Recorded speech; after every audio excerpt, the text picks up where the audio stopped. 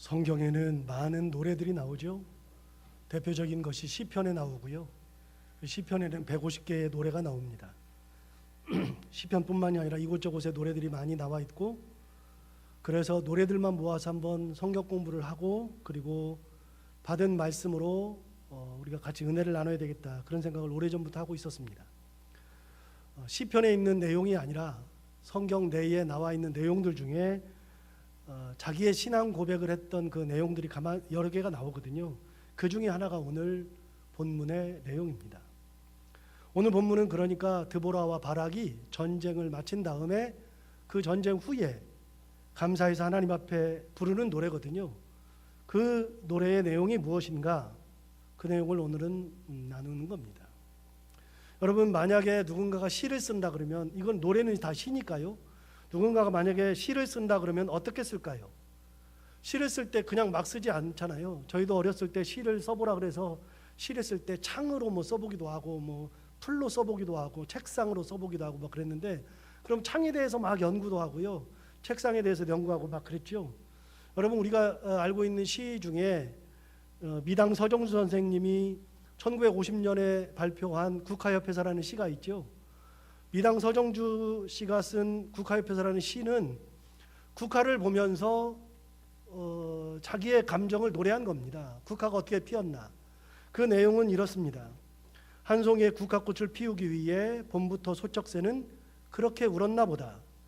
한 송이의 국화꽃을 피우기 위해 천둥은 먹구름 속에서 또 그렇게 울었나 보다. 그리고 아쉬움에 가슴 조이던 먼 젊음의 뒤안길에서 언제는 돌아와 거울 앞에 선 내 누님같이 생긴 꽃이여. 노란 내 꽃잎이 피려고 간밤에 무서리가 저리 내리고 내게는 잠도 오지 않았나 보다. 이게 이제 미당 서종 선생이 읊은 국화협회서라는 시인데요. 이 시를 보면 어떤 내용이 있냐면요, 그냥 쓴 게 아니라 국화에 대해서 많이 연구를 했어요. 그런데 국화를 연구했을 때에 이분이 볼 때는 이렇게 한 거예요. 한 송이의 국화꽃을 피우기 위해 봄부터 소쩍새는 그렇게 울었나 보다 그랬는데, 국화는 가을에 피잖아요. 봄부터 소쩍새가 소쩍소쩍 울었던 게 자기가 보기에는 국화꽃을 피우려고 했다는 거예요. 그러니까 국화를 피울 때 누가 피웠어요? 소쩍새가 피운 거예요. 얼마나 시적이에요? 얼마나 아름다워요? 그러니까 자기는 소쩍새의 소리를 들을 때마다 국화가 피는 것을 상상하는 거예요. 또 이렇게 얘기했어요. 한 송이의 국화꽃을 피우기 위해 천둥은 먹구름 속에서 또 그렇게 울었나 보다. 여러분, 천둥이 먹구름 속에서 운다고 하는 것은 그냥 우는 거예요. 천둥이 그냥 치는 거죠. 자연적인 현상이에요. 설명이 다 가능해요. 그런데 천둥이 친 것을 갖다가 뭘 생각을 했냐면, 천둥이 칠 때마다 천둥이 치고 나니까 국화가 피겠다, 천둥이 치니까 국화가 이제는 더 빨리 피겠다, 이런 생각을 했다는 거예요. 그러니까 국화를 피우는 것은 뭐가 피우느냐? 천둥이 피운다는 거예요. 또 이렇게 얘기했어요. 노란 내 꽃잎이 피려고 간밤에 무서리가 저리 내리고 그랬는데, 여러분, 무서리가 저리 내린다 그랬는데 무서리가 뭐예요? 무서리가, 여러분, 무서리라고 하는 것은 국어사전에 의하면 이렇게 돼 있어요. 늦가을에 처음 내리는 붉은 서리, 이렇게 돼 있어요.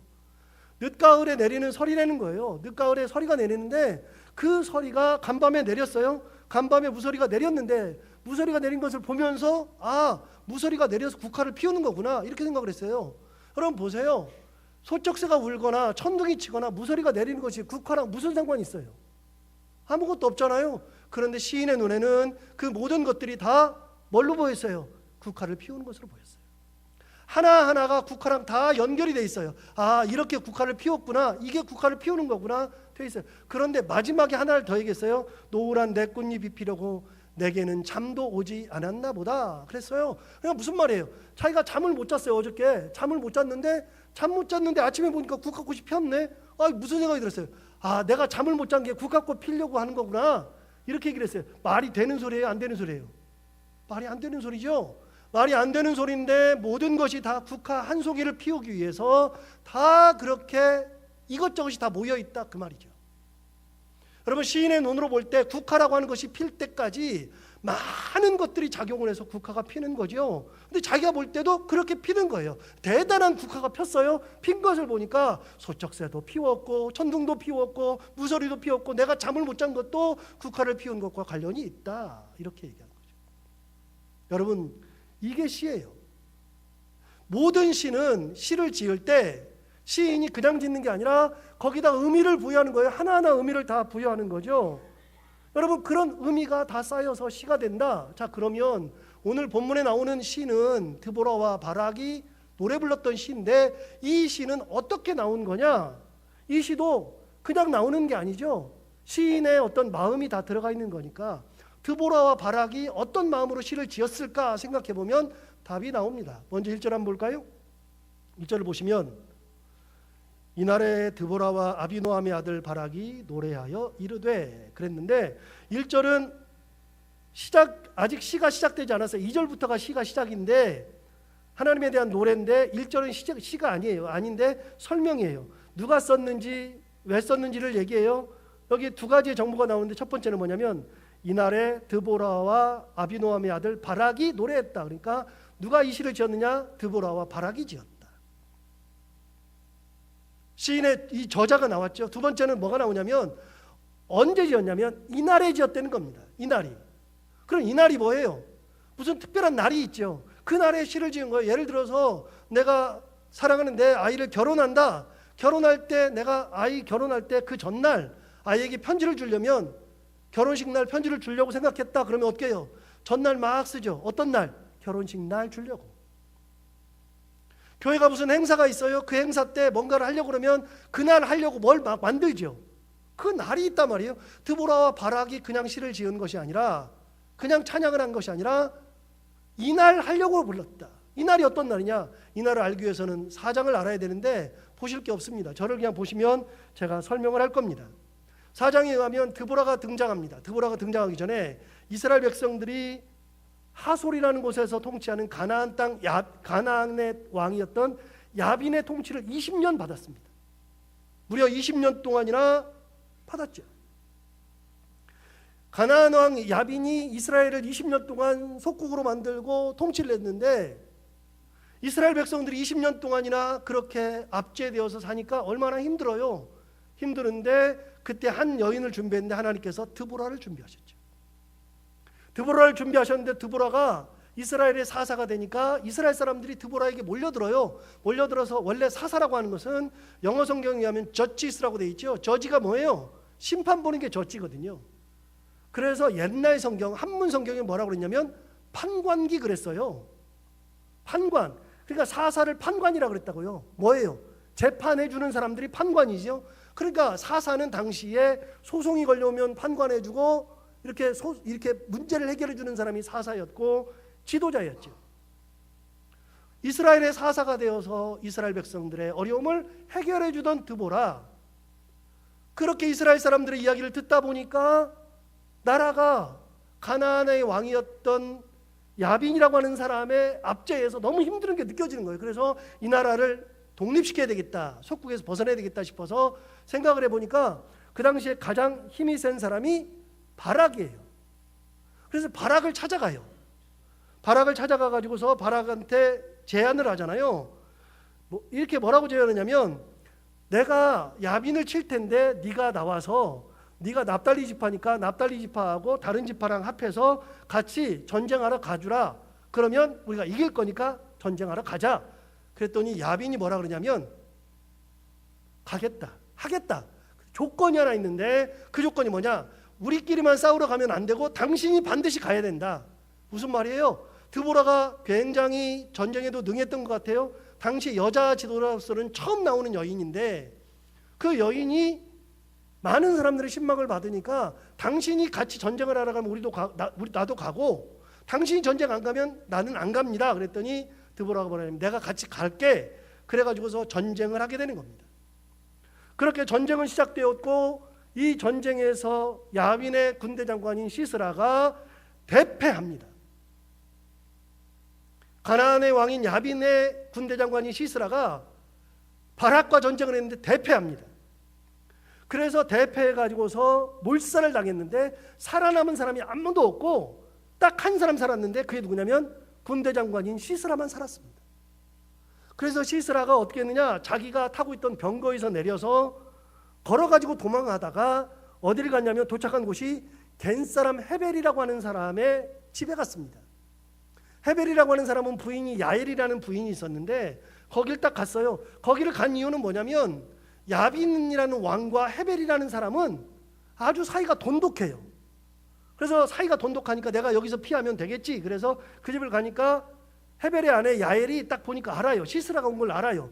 그러니까 그 야엘을 보자마자 시스라가 내가 너무 피곤하다 그러니 물 좀 달라. 그러니까 물을 주잖아요. 물을 마셨어요. 물을 마셔야 되는데 뭘 주냐면 물 대신에 엉킨 우유를 준다고요. 소화가 되지 않는 우유. 엉킨 우유를 벌컥벌컥 마시고 나서 피곤하니까 딱 잠들었는데 야엘이 이불을 덮어줘요. 잠을 자게 하는 거죠. 잠을 자게 한 다음에 야엘이 어떻게 했느냐, 장막으로 갔더니 장막에 말뚝이 있는데 그 말뚝을 가져다가, 망치랑 가져다가 이 관자놀이, 자고 있는 사람의 관자놀이에다가 대고 말뚝을 박아가지고 그 자리에서 죽여버립니다. 그리고 전쟁이 끝납니다. 여러분 20년 동안 속국으로 있었는데 그 전쟁 한 번으로 다 끝났어요. 전쟁이 끝났어요. 전쟁이 끝나니까 전쟁 끝나고 나서 감사함으로 부른 것이 오늘 드보라와 바락의 노래라는 거예요. 자, 전쟁을 끝나니까 어떤 노래를 부를까요? 2절과 3절을 한번 보겠습니다. 하나님을 찬양하는 노래를 불렀는데 그 노래 중에 하나가 뭐냐면 이런 노래입니다. 2절부터 보겠습니다. 이스라엘의 영솔자들이 영솔하였고 백성이 즐거이 헌신하였으니 여호와를 찬송하라. 너희 왕들아 들으라. 통치자들아 귀를 기울이라. 나 곧 내가 여호와를 노래할 것이요 이스라엘의 하나님 여호와를 찬송하리로다. 여러분 이렇게 읽으니까 별로 감동이 없잖아요. 근데 여러분 항상 제가 설교할 때마다 가끔 말씀드리는데 시를 볼 때나 편지를 볼 때든지 가장 중요한 것은 첫 번째 말이에요. 처음에 뭐라고 하느냐, 이게 굉장히 중요하거든요. 그런데 처음에 뭐라고 얘기했느냐, 여러분 제가 강조해서 읽을 텐데요. 2절 3절을 보세요. 제가 강조해서 읽을 거예요. 뭐가 강조되나 보세요. 이스라엘의 영솔자들이 영솔하였고 백성이 즐거이 헌신하였으니 여호와를 찬송하라. 너희 왕들아 들으라. 통치자들아 귀를 기울이라. 나 곧 내가 여호와를 노래할 것이요 이스라엘 하나님 여호와를 찬송하리로다. 여러분 전쟁이 끝나고 노래를 지었는데 그 첫 마디가 뭐냐? 처음이 뭐냐? 하나님을 찬송하라 합니다. 하나님을 찬송하라. 내가 노래를 할 거다. 하나님을 노래할 거다. 여호와를 노래할 거다. 이스라엘은 여호와를 찬송할 거다. 여러분 첫 번째가 뭐냐? 가장 먼저 생각하는 게 뭐냐면 찬송하랍니다. 찬송하라. 왜 찬송하라 그럴까요? 가장 중요하니까 그 말부터 꺼내는 거예요. 제가 여러분한테 한마디만 딱 해야 된다. 오늘 무슨 말이 있는데 그 중에 가장 중요한 것은 뭐냐? 제가 만약에 은퇴할 때 여러분들한테 이렇게 얘기할 거예요. 여러분 하나님의 은혜 안에 사십시오. 그게 가장 중요한 말이니까 하는 거예요. 첫 번째 말이 가장 중요한데 드보라와 바락이 뭐라 그러냐면 여호와를 찬송하라. 하나님을 찬양하라. 내가 노래할 거다. 그 얘기를 했어요. 전쟁이 끝났는데 이겼는데 승리하고 난 다음에 첫 번째 생각나는 게 뭐냐면 하나님이 우리를 이기게 하셨구나. 하나님을 찬송하자. 그래서 찬송하는 거예요. 여러분 보세요. 사람들 우리들이 다 그래요. 무슨 일이 있으면 그 후에 처음 생각나는 말이 뭐냐면 그 사람의 신앙이에요. 어떤 일을 당했을 때 가장 먼저 생각나는 말이 그 사람의 신앙인데 어려운 일을 딱 끝냈어요. 끝내자마자 가장 먼저 생각하는 게 뭐냐면 하나님 고맙습니다. 하나님 찬양합니다. 그 사람의 신앙은 뭐냐면 어려운 일을 이겨내게 하신 분은 하나님이시다. 여기까지 인도하신 분은 하나님이시다. 그러니까 하나님 앞에 감사할 수밖에 없는 거예요. 여러분 안 그래요? 저도 그런 경우가 굉장히 많은데 제가 허리 아파서 약 20년 동안 고생하다가 허리 수술을 35살에 받았잖아요. 중학교 3학년 때 허리 다쳐서 20년 동안 고생하다가 진짜 고생해가지고 병원이라는 병원은 다 가보고 그 당시에 뭐 카이로프랙틱 그 당시 막 나왔을 때인데 그런 데 가보고요. 추나요법 해보고 별짓을 다 해봤습니다. 해봤는데 안 돼요. 제가 그래서 허리 아프신 분들을 진짜 잘 아는데 35살에 수술을 합니다. 20년 만에 수술을 하는데 여러분 허리 아픈 분들의 특징은요, 공주병이고 왕자병이에요. 멀쩡하거든. 근데 허리 아프 죽겠어요. 견디질 못해요, 허리 아프신 분들은. 그리고 완전히 공주야. 나이가 어린데 어른들은 가서 설거지하고 있는데 자기는 앉아 있어야 돼. 그러니까 자기가 해야 된다는 생각은 하는데 못 가는 거예요, 이게. 제가 그래서 20년 만에 수술실에 들어갑니다. 그때 제가 수술실에 들어갈 때 이런 생각이 들었어요. 아, 내가 다시 걸을 수 있을까? 진짜 그 생각했습니다. 아, 내가 걸을 수 있을까? 전신마취 하는데 깨어날 수 있을까? 내가 사람 구실할 수 있을까라는 생각을 했습니다. 그러면서 수술실에 들어가는데, 수술실에 들어가 가지고서 수술을 하려고, 마취를 하려고 하는 순간에 마지막으로 기도할 때 이렇게 기도했습니다. 하나님, 이제 수술하러 들어갑니다. 지켜주옵소서. 하나님 앞에 다 맡깁니다. 여러분, 그럴 수밖에 없잖아요. 그런데 그 기도가 끝나기도 전에 저도 모르게 마취가 끝났어요. 그럼 마취돼가지고 아무것도 모르는데 수술을 하게 되는데 어렵게 깨어났는데, 수술이 끝나고 깨어났는데 목이 얼마나 아픈지, 진짜 목이 많이 아프더라고요. 왜냐하면 호흡기를 끼웠기 때문에 여기를 다 건드려가지고, 그래가지고 숨을 못 삼키고 너무 힘들어요. 근데 깨어나는데 제 의지로 깨어나는 게 아니라 누가 막 때리면서 깨워요. 막 깨우는데 딱 일어나는데 처음 딱 눈을 끄고 제 의식이 딱 생기는 순간에 첫 마디가 뭐냐면, 첫 마디가 하나님 고맙습니다. 두 번째 마디가 목사님 고맙습니다 그랬거든요. 여러분, 왜 목사님 고맙습니다 그랬냐면, 당시에 저희 담임 목사님께서 부목사인 제가 3개월 동안을 허리를 다쳐가지고서 집에만 누워 있었어요. 출근도 하지 못하고. 그러니까 주일날이 되어도 집에만 누워 있고 허리가 십자로 되어가지고 아무것도 못하고 있었을 때에 담임 목사님이나 우리 성도들이나 누구나 제가 아프다고 단 한 번도 그만해라 이런 소리 하지 않고요, 빨리 나아라, 괜찮다, 그렇게 3개월 동안 누워 있는데 이건 사람이 아니에요, 사람이. 그런데 그렇게 해주니까 너무나도 감사한 거예요. 지금 같으면 제가 알았어요. 목사님한테 감사하는 게 아니라 성도들한테 정말로 감사한데, 그 당시는 제가 철이 없어가지고 모르니까 목사님 감사합니다로 끝났는데 그렇게 되는 거예요. 첫 마디가 뭐냐? 하나님 감사합니다. 이게 뭐예요? 그 사람의 신앙이에요. 첫 번째 마디가 그 사람의 신앙을 좌우하는 거예요. 내가 어떤 신앙을 가지고 있느냐에 따라서 하나님 앞에 고백하는 그 말이 달라지는 거예요. 유학을 하고서 박사학위를 받을 때, 박사학위를 받는 현장 속에서 제가 첫 번째 고백이 뭐냐? 하나님 고맙습니다. 임지를 구하지 못하고 있다가 영락교회로 부임하게 되었던 순간 첫 번째 고백이 뭐냐? 하나님 고맙습니다.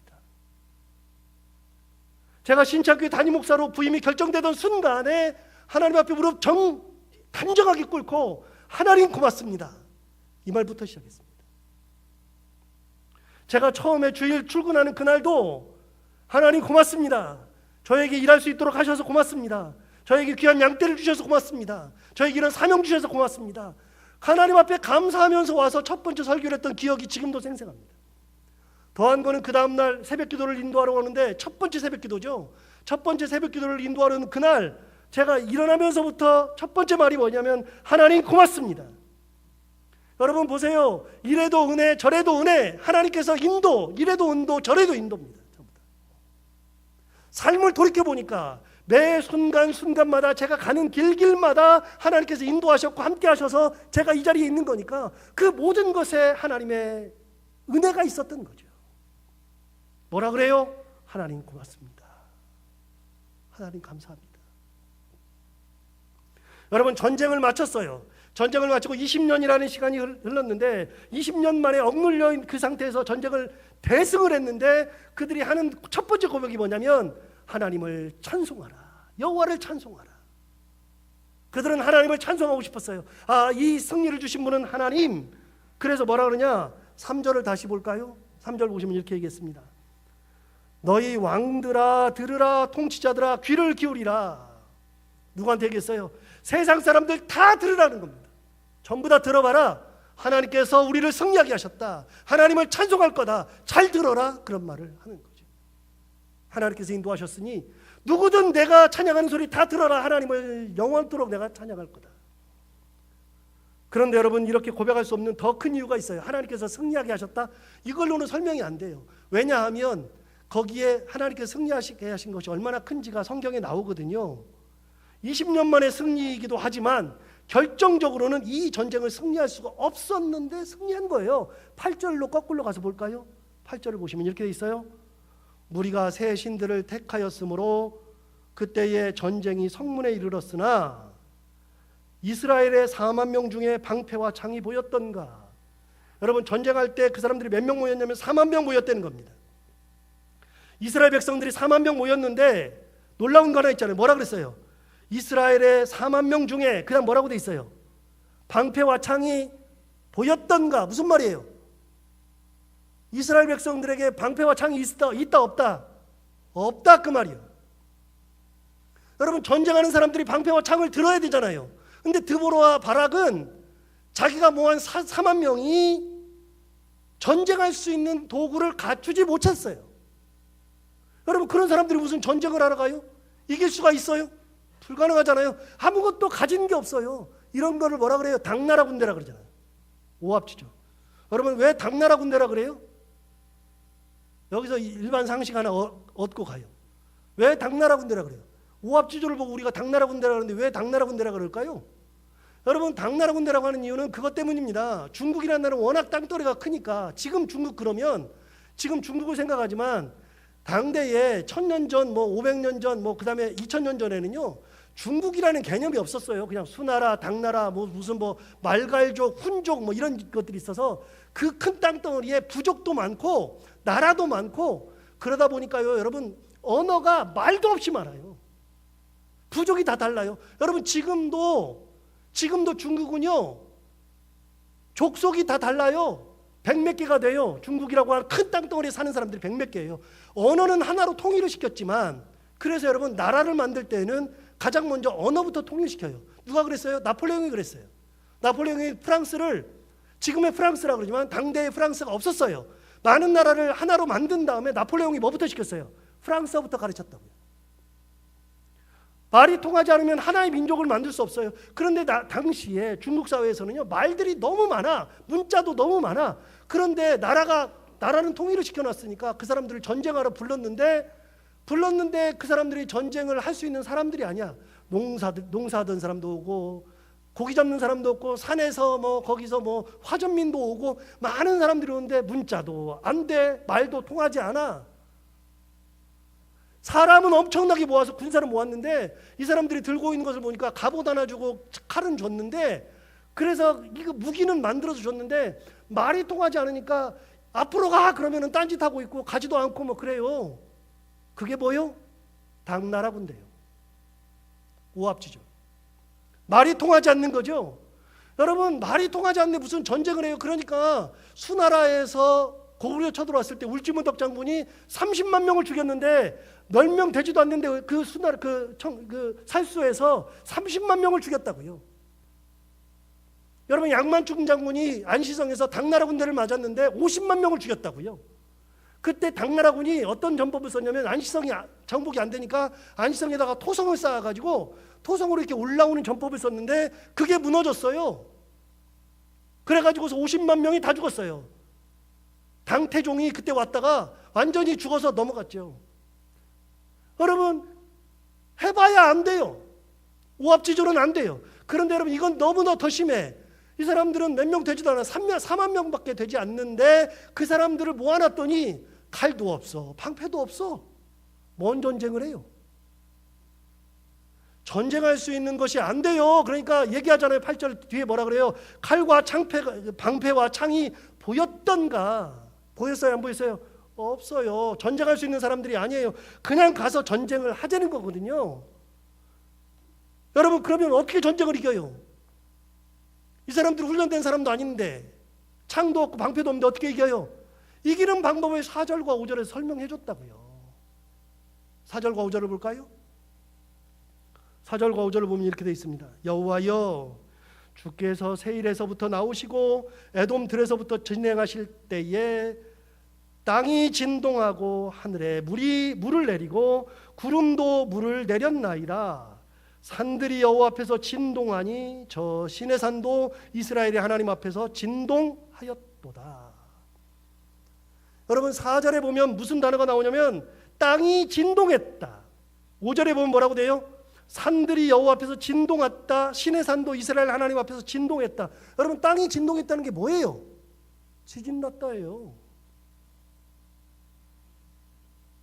자, 4절 다시 봐요. 여호와여 주께서 세일에서부터 나오시고 에돔들에서부터 지나가실 때에 땅이 진동하고 하늘이 불을 내리고 구름도 물을 내렸나이다. 여러분, 하늘이 물 내리고 구름이 물 내렸으면 이게 뭐예요? 폭우 온 거예요. 폭우. 엄청나게 비가 내리는 거예요.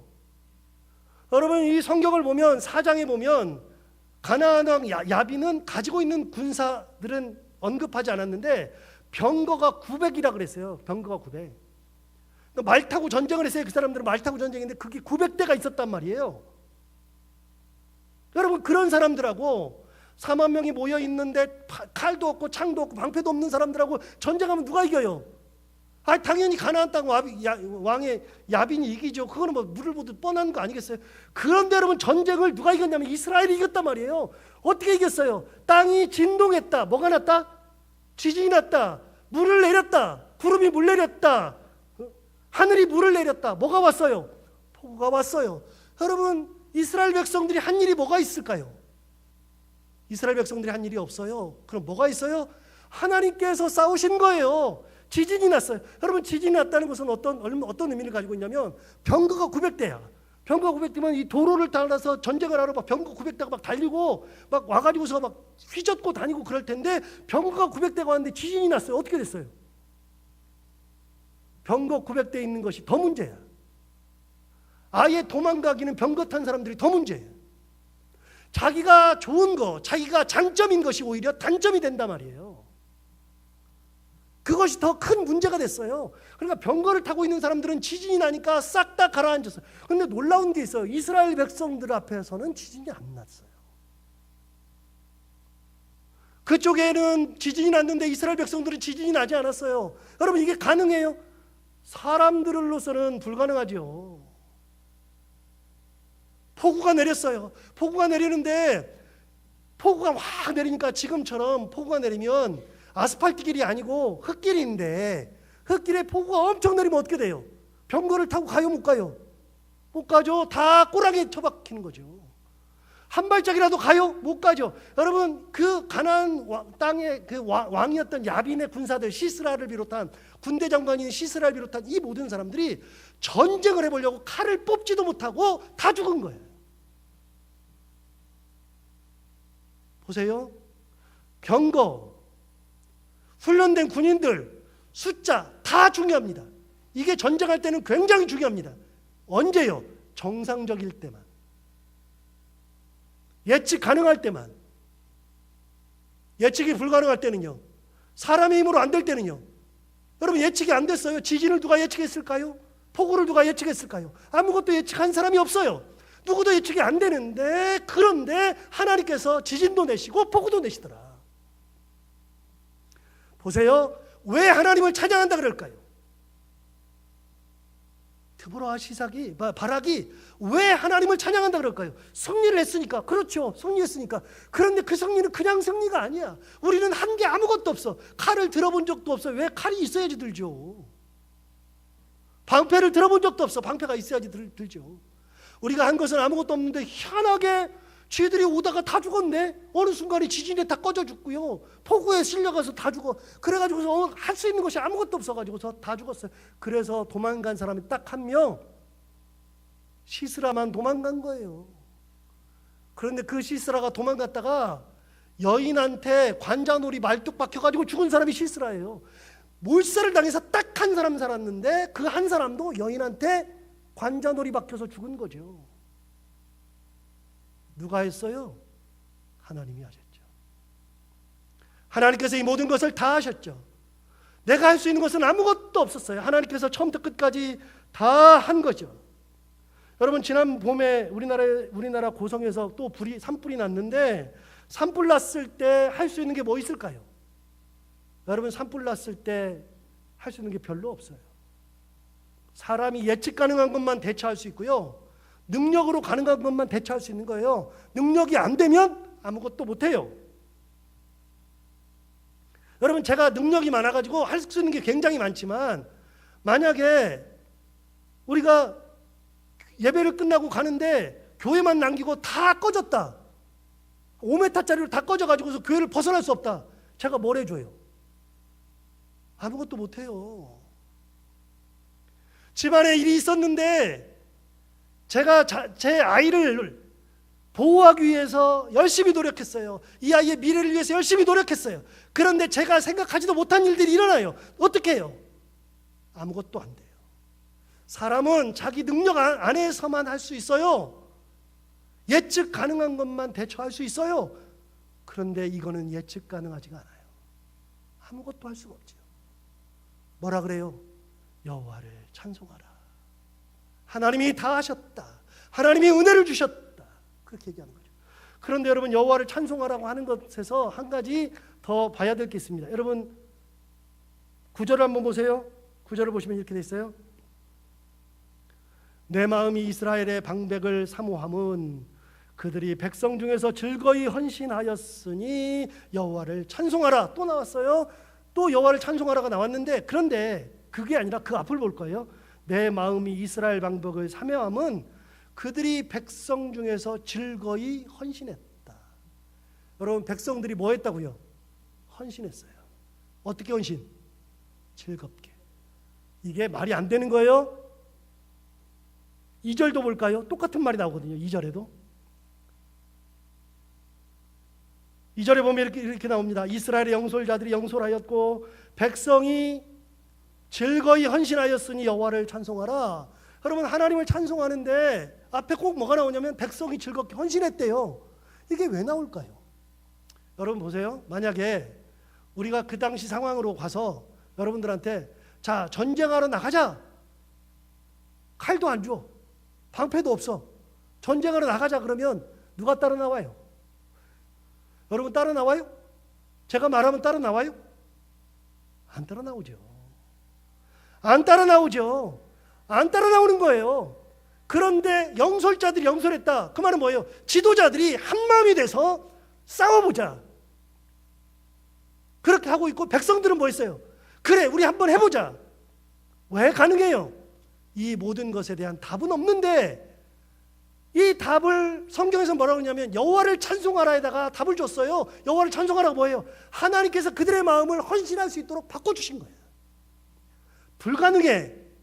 이게 가능하지가 않아. 할 수가 없어요. 없는데 희한하게 내가 생각할 때는 이게 싸움도 안 돼. 이게 해봐요. 우리는 다 죽었어. 죽을 줄 모르고 하는 게 아니에요. 죽을 줄 알아. 그런데 희한하게 마음이 어떻게 돼? 아, 해봐야 되겠다. 해야 되겠다. 그런 마음이 들었어요. 누가 준 거예요? 하나님이 주시는 거죠. 헌신할 마음을 주신 하나님. 지도자들부터가 반발할 거라고요. 여러분, 이게 왜 중요하냐면 영솔자들이 영솔하였다. 이게 왜 중요하냐면요. 여러분, 드보라가 그런 얘기를 했을 때 영솔자들, 지휘관들이 딱 들어보니까 말도 안 되는 소리 하고 있네. 그러면 백성들한테 가기도 전에 지도자들이 뭐라 그래? 정신 나갔다 그러지. 가능하냐? 이걸 왜 하느냐? 이렇게 말하죠. 아무도 그런 소리를 하지, 그렇게 말할 수밖에 없는데, 그런데 아무도 그런 소리를 안 했다 그 말이에요. 왜 그래요? 하나님께서 그들의 마음을 그렇게 만들어 주셨기 때문에. 지도자들도 알아요. 야, 이거 전쟁해봐야 안 되는데 20년 동안 우리 이렇게 살았어. 그들은 병거가 900이야. 군사가 엄청나게 많아. 우리는 해봐야 안 돼. 우리는 칼도 없어, 창도 없어, 방패도 없어. 아무것도 안 돼. 그런데 희한하게 안 되는 줄 알고 죽을 줄 아는데 마음에서는 희한하게 그래, 해봅시다. 그래요, 합시다. 근데 백성들도 동일한 마음이 들었어. 그래, 해봐요. 그렇지. 누가 다 한 거예요? 하나님이 하신 거죠. 여러분 보세요. 우리 가정에 가는 길이나 교회가 가는 길이나 내가 살아가는 길을 보면 내가 경험하고 내가 할 수 있는 능력 안에서는 다 하는데 능력을 벗어나는 것은 못하는 거예요. 전부 다. 어느 누구도 못해요. 못하는데 할 수 있도록 힘을 주시는 분은 하나님이시다. 내 삶을 이끌어 가신다. 가정도 이끌어 가신다. 여러분 보세요. 해결이 안 되잖아요. 답답하잖아요. 괴롭잖아요. 그때는 뭐예요? 그때는 답이 딱 주어졌어요. 아무 소리 하지 말고요. 하나님 앞에 딱 무릎 꿇고 기도하는 것이 답이라고요. 주님 인도하옵소서. 저는 가끔 그런 생각이 들어요. 외통수에 걸릴 때가 있다. 사람들이 외통수에 걸릴 때가 있어요. 외통수에 딱 걸려가지고 아무것도 못할 때가 있어요. 외통수에 걸릴 때요, 우리는 외통수인데 하나님은 외통수가 아니에요. 제가 바둑을 좋아하지는 않지만 잘 두지는 않지만 바둑을 꽤 좋아해가지고요, 요즘에 바둑도 많이 보는데, 바둑을 보다가 지난번에 우리 그 바둑 두던 최정 구단이나 뭐 박정환 구단이나 바둑 뒀는데, 최정 구단이요 2번을 이기는데, 야, 이 그 AI가 예측했어요. 90% 대 10%. 90%라는 것은 못 이긴다는 뜻이에요. 못 이긴다는 뜻인데 놀랍게도요, 희한하게 그거를 뒤집어서 이기더라고요. 사람들은 그랬어요. 못 이긴대요. 해설하는 사람이 못 이긴대요. AI도 못 이긴대요. 그런데 뒤집더라고요. 제가 그 부분에서 무슨 생각이 들었냐면, 하나님은 너무나도 이게 쉬운 거예요. 쉬운 거. 우리는 못해. 하나님은 하시는 거죠. 외통수에 걸렸다고요? 괜찮아요. 하나님께서 인도하시면 되는 거니까. 그 하나님을 바라보며 그냥 우리는 딱 한 가지만 하면 돼요. 하나님을 찬양하고 사는 거. 하나님 하옵소서, 인도하옵소서, 이끌어 주옵소서. 제 것은 다 하나님의 것입니다. 내어드리면 하나님께서 다 하시는 거. 이것도 하시는데, 그런 은혜 가운데 살아가는 우리 모두가 다 되기를 바랍니다. 기도하겠습니다. 하나님 아버지, 오늘 드보라와 바락이 전쟁을 승리로 이끌고 난 다음에 생각나는 첫 마디, 하나님을 찬송하라. 내가 영원토록 하나님을 찬송하리로다. 하나님은 위대하시다. 하나님은 우리의 모든 길을 인도하셨다. 고백할 수밖에 없습니다. 설교를 준비하면서 묵상하면서 보니까 첫 마디가 뭐냐면 하나님을 찬송하라였습니다. 하나님 아버지, 우리의 삶에서 그 어떤 것을 다 가지고 있더라도 다 내려놓고, 우리도 우리가 삶을 살아갈 때, 가정생활할 때, 직장에서 살아갈 때, 무슨 일을 해나갈 때 가장 첫 마디는 하나님을 찬송하는 거. 하나님 고맙습니다. 하나님 앞에 다 내어놓고 살아갈 수 있는 저희들이 되게 하여 주옵소서.